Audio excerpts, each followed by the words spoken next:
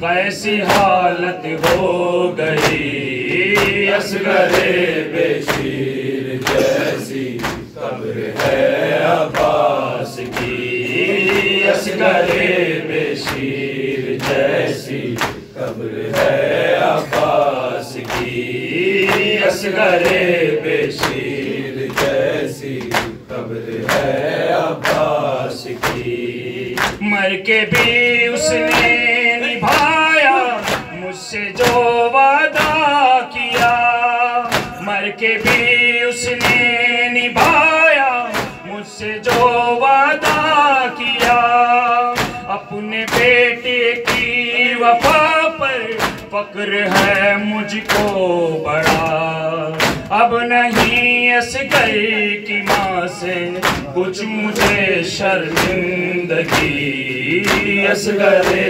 बेशीर जैसी कब्र है अब्बास की, असगरे बेशीर जैसी कब्र है अब्बास की, असगरे बेशीर जैसी कब्र है अब्बास की। बाप के बदले मुसलमानों ने बेटे से लिए, बाप के बदले मुसलमानों ने बेटे से लिए, सर जुदा है तन जुदा बाजू जुदा है शेर के, आपकी तस्वीर टुकड़े हो गई है याली, असगरे ऐसी कब्र है, असगरे बेशीर जैसी कब्र है अब्बास की, असगरे बेशीर जैसी कब्र है अब्बास की, असगरे बेशीर जैसी कब्र है अब्बास की, असगरे बेशीर जैसी कब्र है अब्बास की, असगरे बेशीर जैसी कब्र है अब्बास की, असगरे बेशीर जैसी कब्र है अब्बास की, असगरे बेशीर जैसी कब्र है अब्बास की, असगरे बेशीर जैसी कब्र है अब्बास की, असगरे बेशीर जैसी कब्र है अब्बास की, असगरे बेशीर जैसी कब्र है अब्बास की, असगरे बेशीर जैसी कब्र है अब्बास की। कौन लड़ सकता था मुझसे इसमें था इतिहास के, कौन लड़ सकता था मुझसे इसमें था इतिहास के, सुनती हूँ नौलाख ने मारा है मुझको घेर के, लाश की उसकी सलामत दश्त में रहने लगी, असगरे बेशीर जैसी कब्र है अब्बास की, असगरे बेशीर जैसी कब्र है अब्बास की, असगरे बेशीर जैसी कब्र है अब्बास की, असगरे बेशीर जैसी कब्र है अब्बास की। क्या करो काम थी उसकी ये उसे मालूम था, क्या करो काम थी उसकी ये उसे मालूम था, एक गठरी में सिमट कर कैसे कासिम आ गया, उम्मे परवा जानती है क्या है मेरी बेकसी, असगरे बेशीर जैसी कब्र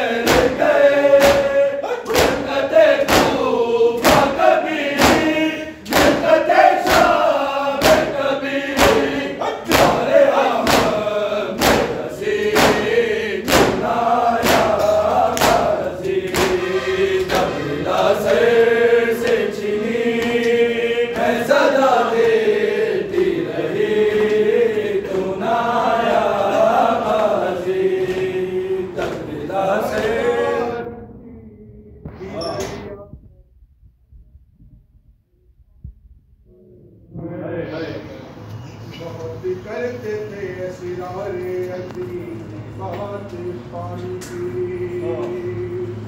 मगर दरिया पर पहुंचे ठोकरे मारी चले आए। बता दी हजरत अब्बास ने औकात मानी की।